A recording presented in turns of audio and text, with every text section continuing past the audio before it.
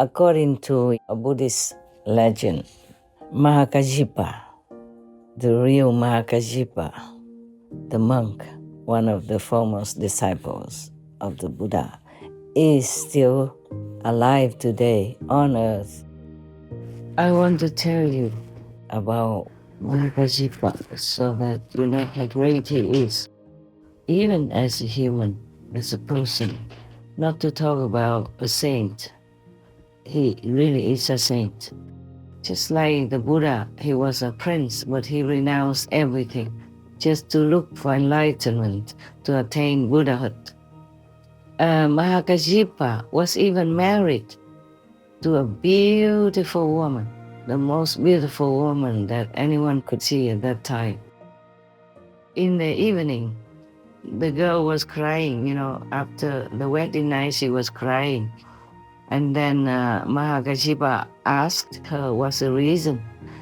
So they decided that they would stay together, no problem, and help each other to find the master somehow. I want to thank you with Mahakasyapa for being so kind to me. Thank you for the relics of the Buddha. If people have an open mind and are really sincere in their heart, then they will meet the master. Do not look at the appearance of the master. Look into his soul. Look to his experience of the spiritual way. Look to see if he can bless you. Look to see if he can lead you home. Please continue watching to find out more.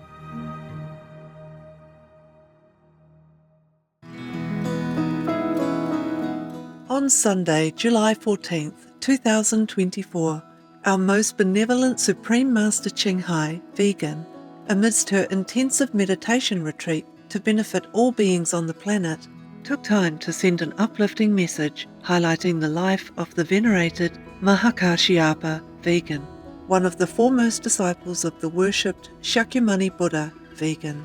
Master also revealed more of the gifts that Mahākāśyapa has sent her, her past life connection with him, and where in China his manifestation body is now living.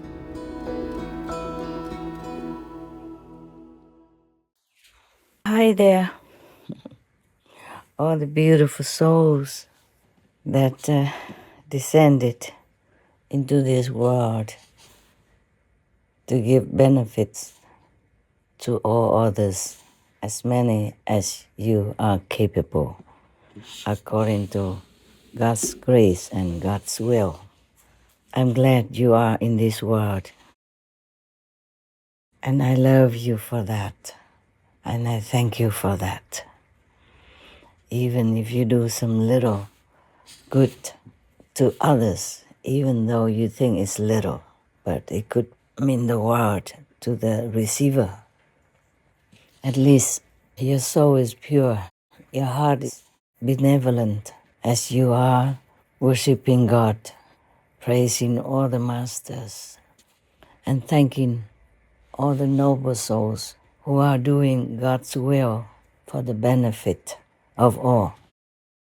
I'm glad you're here with me. Otherwise, I probably would have felt or would be still feeling very lonely on this planet, as we are kind of far away from home. Though it's not far, but because of physical space, it makes us feel that it's far. But as long as we meditate inside, we can always contact home or make a brief visit to some nearby neighborhood of our heavenly home. I want to ask you, please also help me to thank Mahakasyapa, because I don't think I thank him enough. And I want to tell you his story so that some of you who don't know who he is would feel honored to know him. You see, Mahakasyapa was one of the foremost disciples of the Buddha when the world honored one was still alive, and he was named the ascetic number one. Buddha had 10 foremost disciples. And some of them had a title, like Mahakasyapa is ascetic number one. Maudalagayana is like magical power number one. And the great Anand is good memory number one. Yes. There are more. Sariputra is the wisest, for example. And according to a Buddhist legend, Mahakasyapa, the real Mahakasyapa, the monk, one of the foremost disciples of the Buddha, is still alive today on earth and meditating in a place, maybe a cave in a mountain, which is named chicken food. Yes, so the one who had given me the Buddha Sarira, your sister wanted me to change the photo that they put on in the first place. They were not the ones that Mahakasyapa gave me, so she wanted me to change it to the real photograph. I really want to see it now, but I'm kind of far. I couldn't get there quickly enough yet. Besides, I'm still in retreat. I don't want to go too far. I shouldn't. Once you are in retreat, you should be always in one place, as concentrated as possible in one place. Maybe you could be in the garden, but without seeing anybody and without letting anybody see you, so that you can harness all your power for some special purpose. Many people do retreat just to invigorate their energy and to harness all the power so that they can accomplish some task. Yesterday, I had a talk with my dog people. Sometimes it's telepathically only, sometimes, if possible, by phone. And the dog people even know what I have revealed to you. I did not want to. I did not want to reveal it, what God made me. And after I revealed it to you, I asked God 3 more times whether or not it is the right thing to do, to reveal to you my real identity. Or if not, please let me delete these parts, because I don't know how people would react. And I also don't know how to react to their reaction. Yes, I just do not feel very comfortable talking directly, honestly, and openly like that about what I am. In this physical world, I'm just like you, but I'm connected with my highest self, and that is a different thing. Otherwise, I couldn't have enough power supply to do my work, which is a lot, and very, very heavy work. I want to tell you about Mahakasyapa so that you know how great he is, even as a human, as a person. Not to talk about a saint. He really is a saint. He kept his discipline. In Buddhism, you have 13 very strict disciplines which you have to adhere to in order to be called the best ascetic.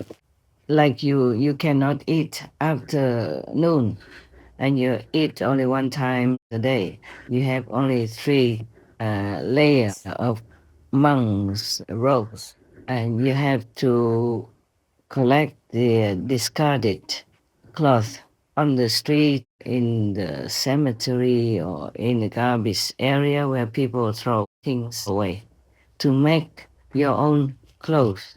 You can't wear new clothes. You can't buy new clothes. You can't accept clothes newly made for you. You do it yourself. You pick up clothes everywhere, wherever you can, and sew them together, one piece at a time, to make into good warm clothing to cover yourself with dignity. That's all you can have. And you have a baking bowl for going for alms, yeah? And take care of yourself once a day. And nowadays, Still, there are Hinayana monks who do the same or similar, but then they eat anything at all. They don't restrict themselves to veganism, which is a compassionate diet. Because in the beginning, some people just came and were not used to the vegan diet. So the Buddha allowed them three kinds of permissible animal people meat, like those animal people from whose flesh you're eating, you don't hear their cry when they die. Or an animal person that you know is not because of you that she is being killed. Or the animal people who die naturally or by accident or old age, somewhere in the forest or on the street. Then you can eat them. But later on, the Buddha said, you should not eat that anymore. And he emphasized that whoever eats animal people meat is not his disciple. And whoever eats meat, he is not that person's teacher as well.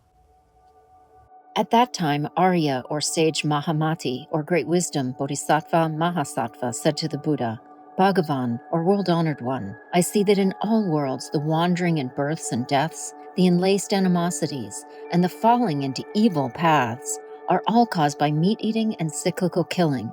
Those behaviors increase greed and anger and make living beings unable to escape from suffering. That is truly very painful. Mahamati, having heard my words, if any of my disciples does not honestly consider that and still eats meat, we should know that he is of the Candela, or killer's lineage. He is not my disciple, and I am not his teacher. Therefore, Mahamati, if anyone wishes to be my relative, he should not eat any meat. The Lankavatara Sutra, Tripitaka, number 671. And the Buddha was strictly vegan. Yeah, you can see some of the excerpts that I have expounded to you some years ago about how I say that Buddha was a vegan, because he named silk, down, milk, eggs, leather boots, or anything to do with animal people you should not use because it causes suffering anyway. Bodhisattvas and pure monks walking on country paths will not even tread on living grasses, much less uproot them. How then can it be compassionate to gorge on other beings' blood and flesh? Monks who will not wear silks from the East, whether coarse or fine, who will not wear shoes or boots of leather, nor furs, nor birds down from our own country, and who will not consume milk, curds, or ghee, have truly freed themselves from the world. When they have paid their debts from previous lives, they will roam no longer through the three realms. Why? To wear parts of a being's body is to involve one's karma with that being, just as people have become bound to this earth by eating vegetables and grains. I can affirm that a person who neither eats the flesh of other beings, nor wears any part of the bodies of other beings, nor even thinks of eating or wearing these things, is a person who will gain liberation. What I have said is what Buddhas teach. Mara, the evil one, teaches otherwise. The Surangama Sutra.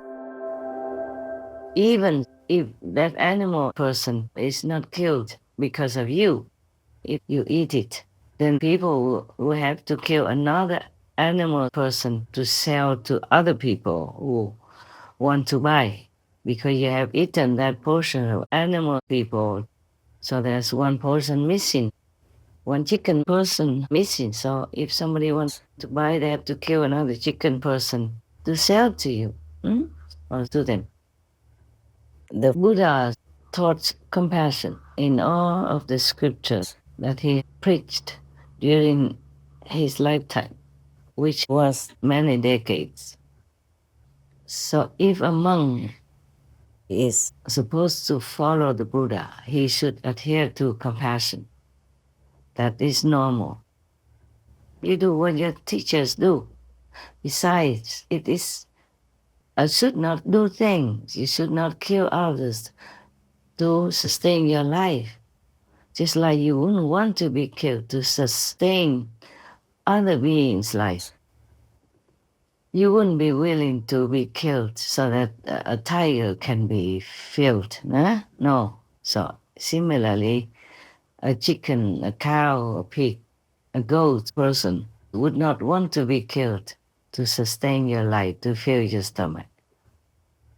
If a monk is wearing, monk's robe, which is very dignified and represents liberation, represents compassion, and just sit there, munching, biting, gnawing, jumping a chicken person's leg, then I would feel very put off. I saw it before in some Hinayana Buddhist country, and it was really a sight that I would not want to see again.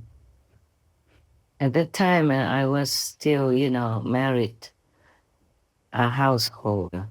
And then my husband and I traveled in many Asian Buddhist countries. He took me to those countries for vacation because he knew I was a devout Buddhist. In my house, we have an altar, flowers and fruit for the Buddhas. And he even planted flowers and, cut some for me to put on the altar for the Buddha. When he saw some flowers withered, he changed. And he planted some flowers in the outside garden for that purpose. And now, some people argue that the Buddha had advised that the Buddhist followers could eat 3 types of animal people, meat that I have mentioned above. But later, the Buddha didn't allow it anymore because the disciples had grown up. They should be used to the vegan diet, which is better, compassionate, and it's befitting a benevolent person, such as a monk. So even in some other sutra, or maybe the same sutra, some monk asked him what to do if when he went out for alms, some of the followers give them animal people meat with the rice or other vegetables. What to do? The Buddha said, take that meat part away and eat the rest. So overall, everywhere almost, the Buddha always advocated the compassionate diet, which is the vegan diet. Okay. Now, even if the Buddha did not force you to eat vegan or allow you to eat the 3 kinds of animal people meat, I would not want to. Why would we do that when we have plenty of food? Even nowadays, oh God, we could never eat all of the food that is produced, not to mention about the no-pain food that I adhere to, but not often even. Even if you just can live with brown rice and sesame, that would be also okay. So I don't think we should argue about eating animal people, meat or not eating meat, the 3 kinds of pure meat or not. We should not, because to be a monk is really to be in a noble position. For me, Yeah. And the example that you make by the way you live your life is enormous to the faithful. They copy you. They learn from you because they respect you.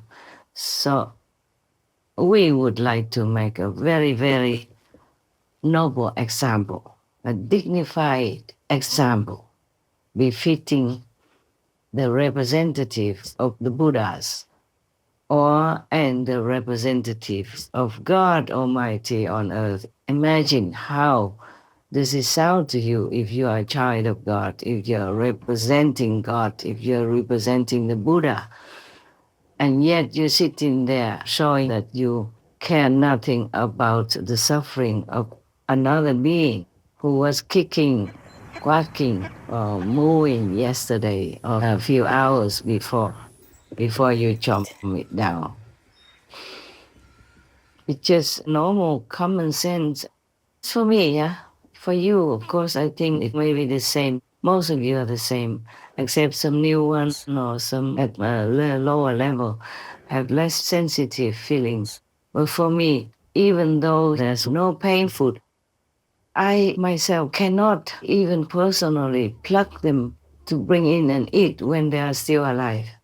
In the garden, for example. If it's already sold in the market, then I could maybe, but even then, I don't feel very good.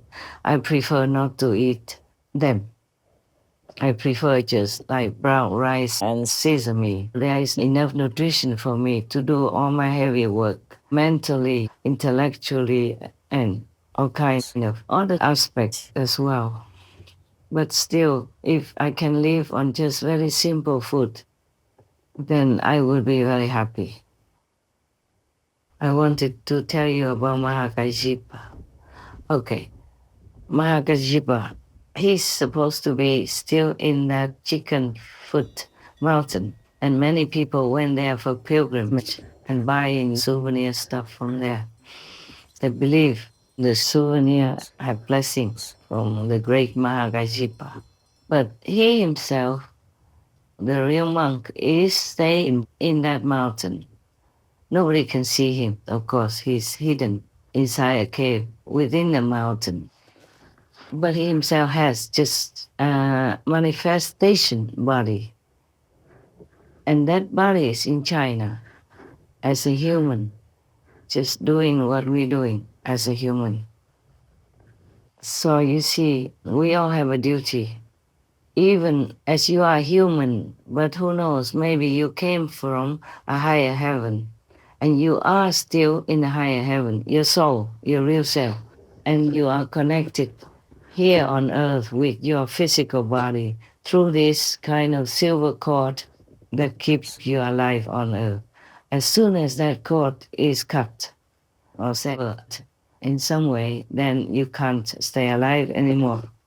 So Mahakasyapa has a manifested physical body on earth, just like a human. Just like I told you before, the king of Karma lives near Australia. I don't want to tell you. I don't want you to go there, run around looking for him. As a human, in a human body, but he is a king of Karma, and he's still doing his job, both in the human world as well as in the invisible world, like astral world, for example. We talk sometimes, yeah. Now, Mahakasyapa was a great being, a great saint. As a monk, he lived totally opposite to his life before in the mundane world. He was the son of a very rich family, so he had everything he wanted and lived in luxury. But since young, he always wanted to be a renunciate, to practice spiritually.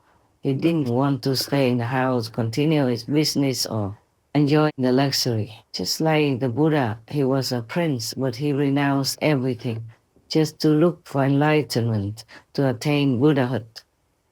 Mahakasyapa was even married to a beautiful woman, the most beautiful woman that anyone could see at that time in that province, or maybe in the whole country. Excuse me. I want to tell you why I cough, but I wonder if I should. Let me ask. Yeah, don't worry, I'm not really sick or anything. It's just the karma that manifested from my interference with some war people. Namely, this is the Lord, the king of karma even told me himself because I didn't bother so much.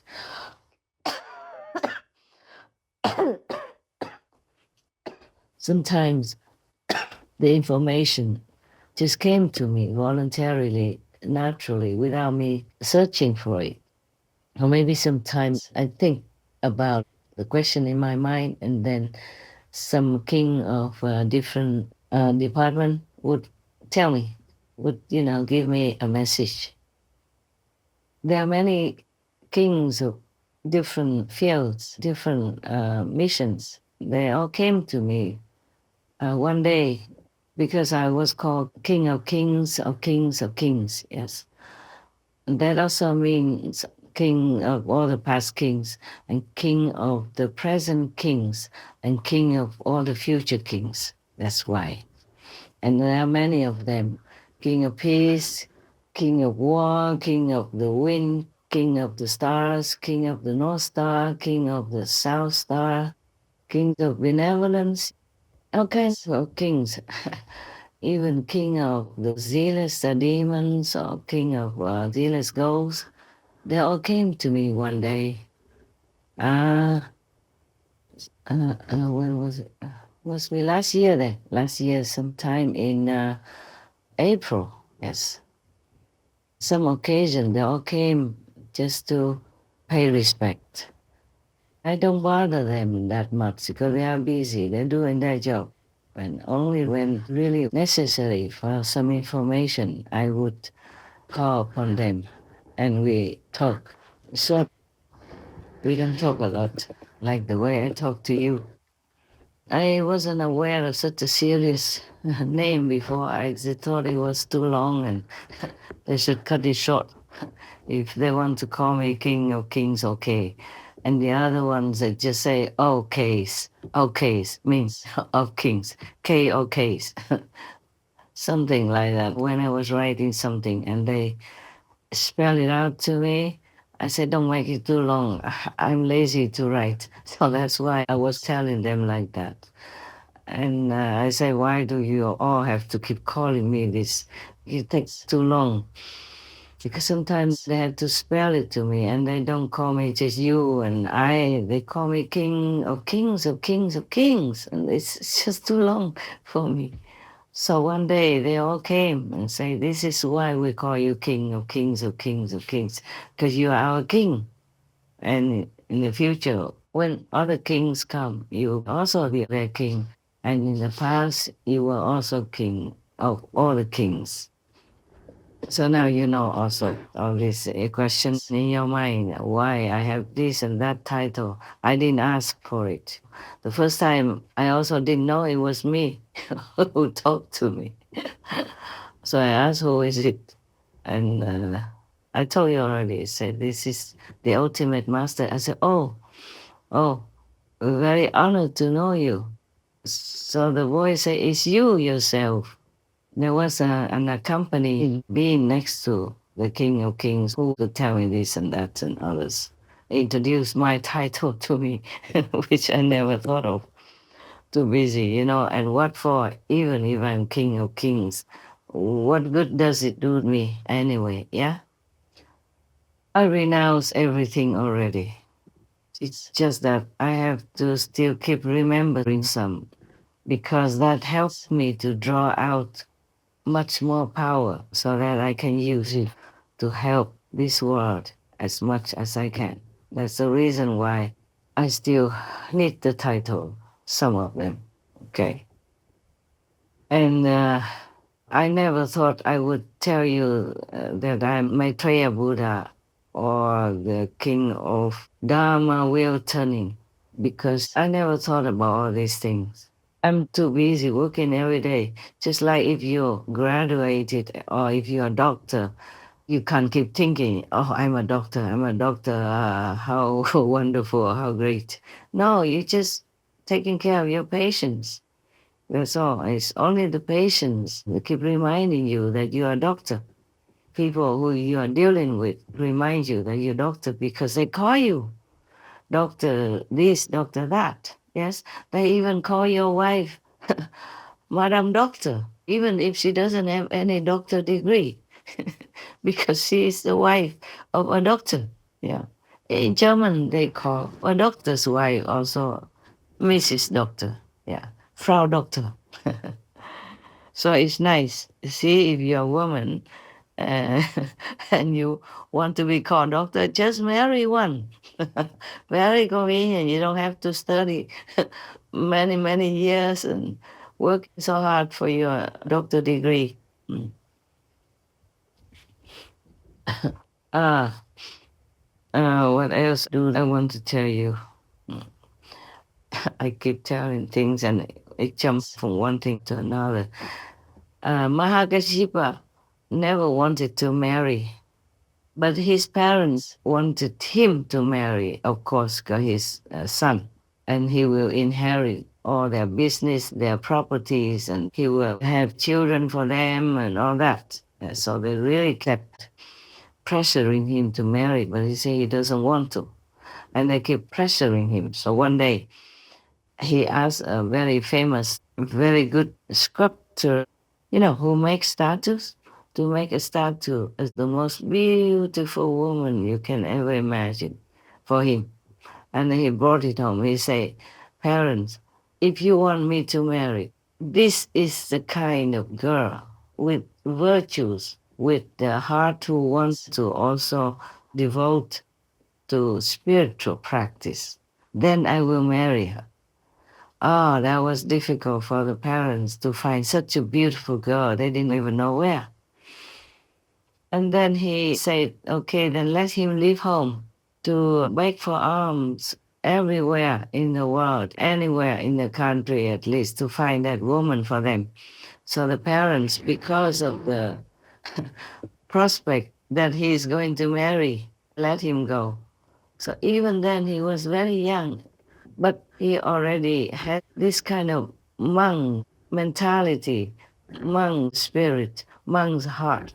So he went out, left the family behind, taking nothing, and with a begging bowl, went for alms and walked from one place to another, making that excuse just to find a spiritual teacher worthy to teach him. He was very intelligent as well. He knew many things, he learned everything, and he was perfect in many ways. So many teachers also could not continue to teach him anymore.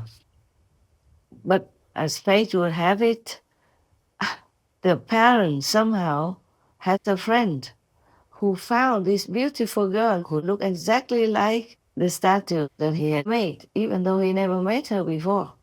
So he had to marry.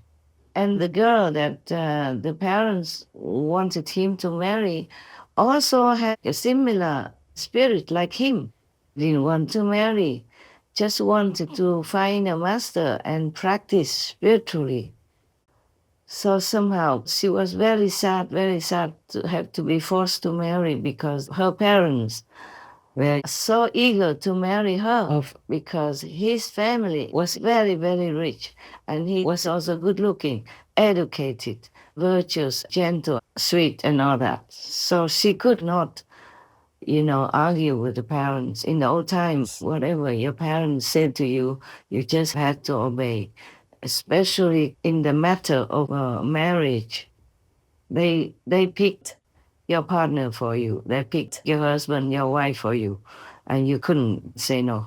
Yes, but mostly they would consult their astrology, the expert, to see if both of them have a compatible spirit, like almost the same things, and have similar family heritage, a richness. Otherwise, there might be conflict. And they ask the astrologers whether or not the children are compatible, whether or not they will be okay. Many other things they ask to make sure before they marry their children to each other. If that family has money and all that, otherwise, if it's just a poor family, they just do it. Mostly, maybe they couldn't care too much, they couldn't afford too much. Now, both of them married, but they didn't know each other before, of course. And Mahakasyapa doesn't want to do anything with the wife. So in the evening, the girl was crying, after the wedding night, she was crying. And then Mahakasyapa asked her what's the reason. At first, she didn't want to say because Couldn't believe that she had such a good husband like Mahakasyapa. But finally, after asking many times, she told him that she doesn't want to have any physical contact with any man. She doesn't want to be married. It's just because her parents forced her into this marriage, and now she's going to be ruined and doomed, being a wife. So, he was so happy to hear her say that. She just wanted to practice spiritually, wanted to find a real master. She didn't want any kind of mundane, physical, thing at all. And then he told her also his ideal. So they talked to each other, exchanged ideas. They both were very, very happy. So they decided that they would stay together, no problem, and help each other to find the master somehow. Whoever finds first will tell the other, yes, by chance or by any news or any other person's recommendation. So they didn't sleep with each other, yeah? They have two beds, slept in two separate quarters. And until their parents found out, they didn't like that. So then they had only one bed. They were forced to sleep in one bed together. But then they had the solution, like one slept and the other walked around or sat in meditation in the other corner, on the floor. And they took turns to do that. Therefore, they never had to sleep together, touching each other in bed. That's the kind of marriage they had. After they married, one day the wife was eager to maybe like run away or something to find a master to practice, yeah, to be liberated, to be enlightened. But Mahakasyapa told her, just wait a little longer, we can't just leave the parents like this. And he was very filial as well and a good son. So after some years, the parents died. And then the son, Mahakasyapa, sold all the properties and shared it with the servants who have been working in his house in his parents' time since he was young, and also gave it to the poor people in the vicinity. And then both of them just went on their way, just left a little bit, enough for survival. Mahakasyapa said to the wife, the road is long and rough outside, so you stay here, wait for me. If I find a master, I will come back for you. So Mahakasyapa kept going everywhere, and he found many so-called masters, but he didn't feel like they were worthy enough for him. And then one day he met Sakyamuni Buddha, and just after some conversation, he knew this was the one. He was so eager to be his disciple. He knelt down on the floor and begged for it. And so he became the Buddha's disciple, yes, a monk. And then he was so happy, studied with him, went out begging and then studied and meditated. Everything was so good and peaceful. That's just the way he wanted. And he became an arhat in no time. But because before that, he had even been going out baking and eating only once a day already. So when he followed the Buddha, he continued the same. And Buddha praised him. And Mahakasyapa, when he was very old already, the Buddha even advised him, told him that he should eat some better food with them, with the Sangha monks, so that he would have better health, a better body. But Mahakasyapa said no, he cannot. He was so used to eating one meal a day, he used to this kind of discipline, 13 rules of discipline. So he could not change. So the Buddha said, okay, it's good. You can stay that way. Yes, as long as you're all right. And Mahakasyapa was all right, and he is still all right. And I'm very indebted to him. I want to tell him again that I treasure the gift of Buddha's Sarira very much, very much. I don't know how to find words to express how much I appreciate it. And Mahakasyapa also sent me a bowl, like an alms bowl, a begging bowl, and some small pieces of yellow cloth. Mahākāśyapa is still sitting in Samadhi in Chickenfoot Mountain, waiting for Maitreya Buddha to appear in the world. At that time, he will give Maitreya the bowl which the 4 heavenly kings gave Shakyamuni Buddha and which Shakyamuni Buddha gave him, and his work in this world will be finished. A commentary by the venerated Master Xuan Hua, vegetarian, of the Assembly of Arahat Sutra, the Amitabha Sutra. I want to thank you with Mahakasyapa for being so kind to me. We were friends in earlier lives, and we were good with each other, compatible. Thank you for the relics of the Buddha. Thank you for the bowl, like the arms bowl, the begging bowl for the monk. And thank you for the pieces of beautiful yellow cloth as well. But I guess I can't use any of these things that you have brought. The relics are too precious to just use them for anything else. And the bowl, I think I keep it for a souvenir. I'm worried if I use it to eat, and it might go kaput by chance somehow. So I want to keep that for a souvenir and for revering. And nowadays, you can't wear chasa monk's robes and then go around begging with a bowl. No, it's very difficult to live like that nowadays. Unless you are in some very devout Buddhist country, India, Sri Lanka, Iraq, or Burma, etc. Over there, they understand Buddhism and they know if you want food. But in our time, Mahakasyapa should understand, the Buddha also understands that it's very difficult to go out begging, especially for a woman. And I'm not that young anymore. So I just eat like one meal a day in the house, and I have to do so much work, homework, inside, outside.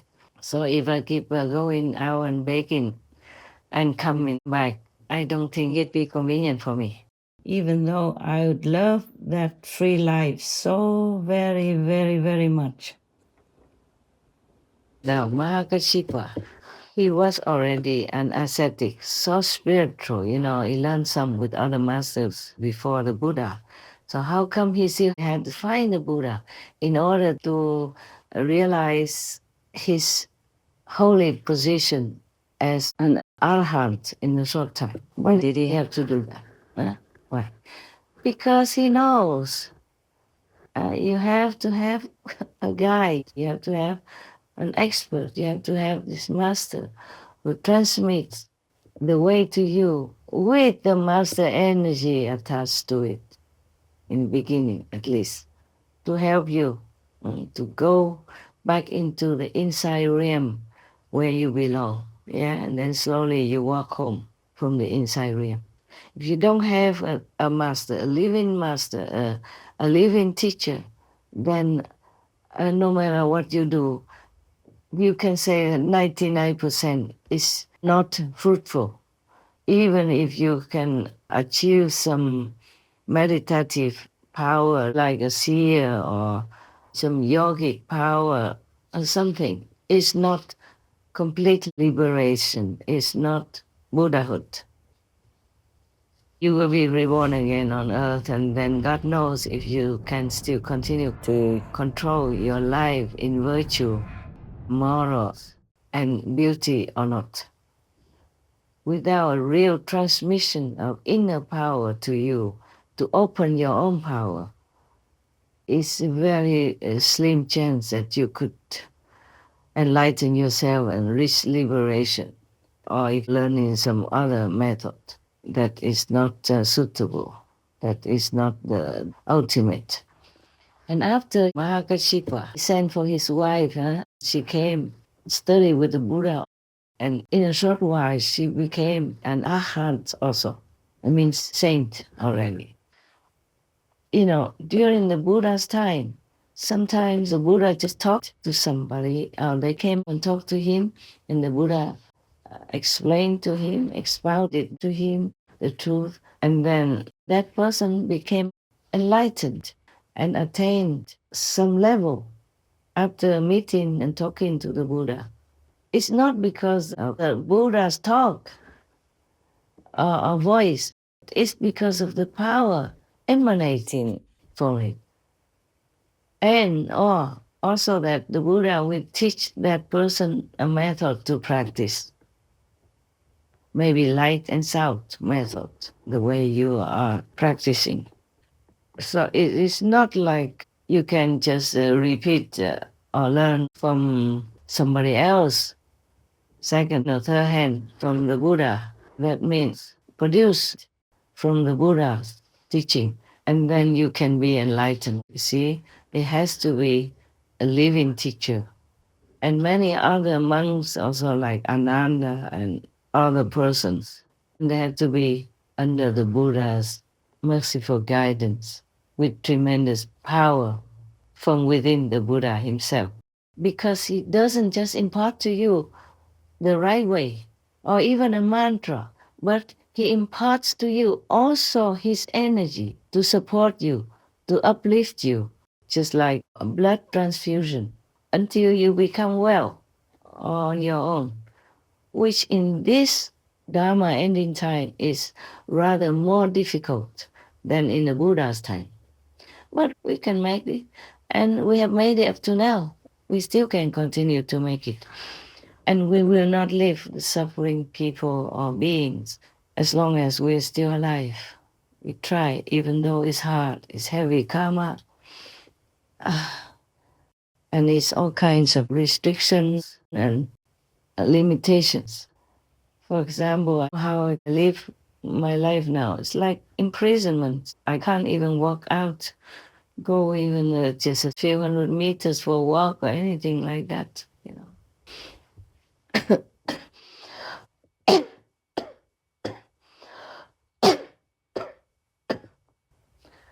Even if I want to take some photographs, I have to see that maybe that place is empty, the garden has nobody looking, or take just some steps away from the door. You know, when it's a quiet time and the whole area is empty. Yes. And then when I come back, I have to pay for it, you know, spiritually. I have to make it up more, meditate much longer. But then it's quite busy sometimes. If Shakyamuni Buddha had many different religious backgrounds of disciples, and if one of the different religious background disciples had become completely enlightened or the successor of Shakyamuni Buddha, maybe this person was not living with the Buddha and was not the monk of the Buddha, but he was somewhere else on the other side of the country or even in another country. Then, according to his master and the Buddha's order, he would either give initiation in his hometown or anywhere else and keep the appearance of his own religious background. So people come there to get enlightenment. I don't have to see a person from the same religious order as the Buddhas. So the new so-called disciples of this successor will not see a Buddhist monk, but may see a Brahman missioner or Christian priest, for example, like that. That doesn't mean that priest or that missioner does not have enlightenment lineage from the Buddha. It's just he looks different because the enlightenment lineage is from inside, just like the blood in your veins. This is an invisible spiritual blood vein. So you will not see. So it doesn't matter if a master has the same religion as the founder or not, like that disciple of the Buddha from a different religious background. He will not look like a Buddhist monk. He doesn't look like one of the Buddha's monks. He might wear the Christian clothes of a priest, or he might just wear a Brahman kind of traditional dress, or he might just wear ordinary clothes, but he is enlightened and he is a successor. So this here is the problem with many people who want enlightenment so much, want to have a master, but they're always looking in their own religious system. Like a Buddhist would go look for a monk. A Christian would go look for a priest. And same with many other religions. It's like a river. It doesn't have to flow in the same direction all the time. Sometimes it goes underground and then comes up again in another location. And you might think that is a different river, but it is the continuation of the original river high above from some mountain somewhere. So if people have an open mind and they are really sincere in their heart, then they will meet their master. Do not look at the appearance of the master. Look into his soul. Look to his experience of the spiritual way. Look to see if he can bless you. Look to see if he can lead you home, give you enlightenment. Enlightenment means light. And light, you see? So if he could give you immediate enlightenment, just like the way we do with the Kuan Yin method, then you will see the Buddha's light, God's light, or whatever name you call it. And then you will know that Master is capable. Or he can help you to hear the inner melody, the inner sound, the sound of no sound. That is how you know that Master is truly, completely enlightened, or at least an official successor of the enlightened Master. In the Holy Bible, the disciples hear the sound of thunder where there was no thunder, the sound of a trumpet where there was no trumpet, the sound of many waters where there was no water, of river or ocean. They see light as bright as fire where there was just a fresh living bush. In the Buddhist Diamond Sutra, Buddha said, "Do not look for appearance or sound from the outer world, because one cannot see the Buddha there."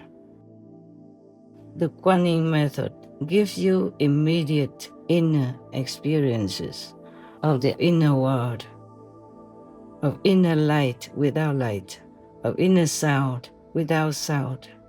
These all from God's direct inner teaching, from Buddha's direct inner teaching. That's what you must know to be liberated in one lifetime, in this lifetime. Even in the Dharma ending time, in such a desperate, troublesome, and dangerous time as our time.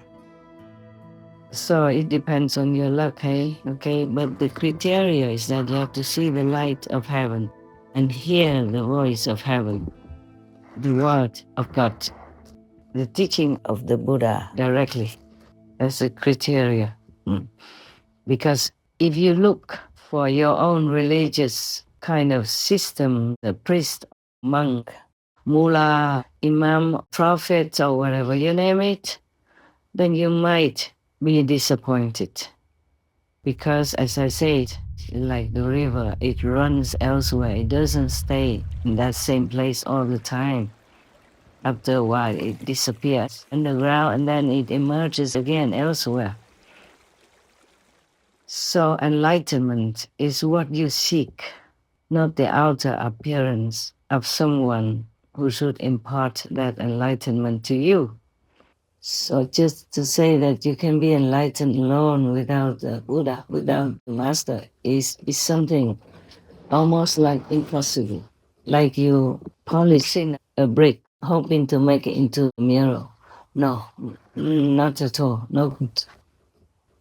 And even if you meet somebody, maybe a monk, a priest, a mullah, a maharaji, and you might think you found the right one. Just after initiation or in the beginning or before, You wake up from your samadhi at the initiation time, and you might see the master become exhausted.